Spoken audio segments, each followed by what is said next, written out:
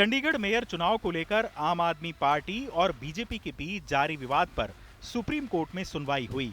आम आदमी पार्टी ने इन चुनावों में धांधली का आरोप लगाया था। पार्टी ने रिटर्निंग अधिकारी अनिल मसीह का वीडियो सबूत के तौर पर पेश किया था। पिछली बार चीफ जस्टिस अनिल मसीह पर काफी नाराज हुए थे।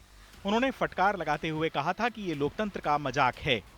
सोमवार को हुई सुनवाई में बेंच ने मसीह से पूछ लिया कि क्या उन्होंने बैलेट पेपर पर क्रॉस मार्क किया था।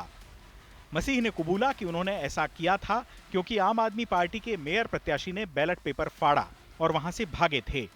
कोर्ट ने कहा कि हम डेप्यूटी कमिश्नर को कहेंगे कि नया रिटर्निंग अधिकारी नियुक्त करे। हम हाईकोर्ट के रजिस्ट्रार जनरल को कहेंगे कि इस पूरी प्रक्रिया को मॉनिटर करे।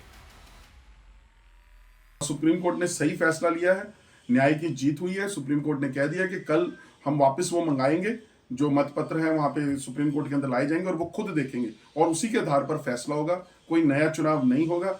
और एक बढ़िया मैं समझता हूं कि संदेश इससे सुप्रीम कोर्ट का पूरे देश के अंदर गया है कि लोकतंत्र की हत्या करने वालों को बख्शा नहीं जाएगा। जो गलत काम करेंगे उनके साथ न्याय होगा। और मैं ये समझता हूं कि चंडीगढ़ कांग्रेस की इसके अंदर एक बड़ी जीत हुई है, क्योंकि चंडीगढ़ कांग्रेस और उसके सभी पार्षद जो है चट्टान की तरह खड़े रहे, ना झुके, ना बिके, ना रुके। और इसी तरह से ये इंडिया अलायंस का जो मेयर है वो मुझे उम्मीद है कि जल्दी बन जाएगा शहर के अंदर और शहर की जनता को एक बड़ी राहत मिलेगी। इस बीच सोमवार को कोर्ट की सुनवाई से पहले बीजेपी के मेयर मनोज सोनकर ने इस्तीफा दे दिया। एक नाटकीय घटनाक्रम में आम आदमी पार्टी के 3 पार्षद बीजेपी में शामिल हो गए।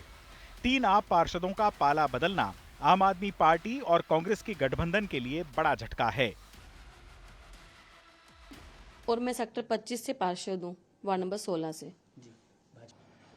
मैं तो 1.5 साल पहले बीजेपी में आ गया था और हूँ भी बीजेपी में रहूँगा। और क्योंकि मुझे एक वादा किया गया था आम आदमी पार्टी की तरफ से। ये सेटबैक नहीं है, ये तो लोकतंत्र को समाप्त करने की तरफ एक और बहुत बड़ा, वैसे तो हम कह चुके हैं कि लोकतंत्र का गला तो घोंट चुकी है ये भारतीय जनता पार्टी, लेकिन निरंतर तौर पे लगे रहती है उसी काम पे कि कहीं भी उनको कुछ महसूस हो कि उनके खिलाफ कोई बात है, उसको कैसे उन्होंने काबू करना है, उस काम पे लगे रहते हैं। उनकी फितरत के हिसाब से ये काम हो रहा है।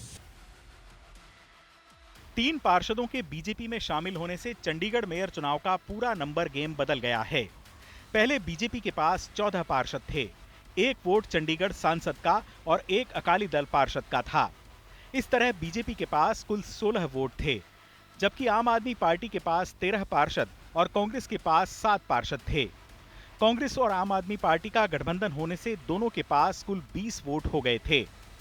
अब 3 पार्षदों के बीजेपी ज्वाइन करने के बाद बीजेपी के वोटों की संख्या 19 है, जबकि कांग्रेस और आम आदमी पार्टी के वोटों की संख्या 17 ही है। यानी अगर सुप्रीम कोर्ट चंडीगढ़ में दोबारा चुनाव कराने की बात कह दे तो मेयर बीजेपी का ही बनेगा, क्योंकि संख्या बल बीजेपी के पास है।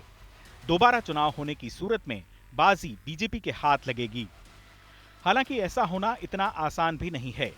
सुप्रीम कोर्ट ने हाई कोर्ट के रजिस्ट्रार जनरल से कहा कि वो चुनाव से जुड़े सारे रिकॉर्ड उसके सामने पेश करे। मंगलवार को 10:30 बजे एक जुडिशियल अधिकारी बैलेट पेपर भी बेंच के सामने पेश करेंगे। वोटिंग का वीडियो भी अदालत में पेश करना होगा। इसके बाद 2 बजे मामले की दोबारा सुनवाई होगी। अगर सुप्रीम कोर्ट ने पहले वाले चुनाव के आधार पर कोई फैसला दिया तो बाजी कांग्रेस और आम आदमी पार्टी के हाथ भी लग सकती है। चुनाव आज तक।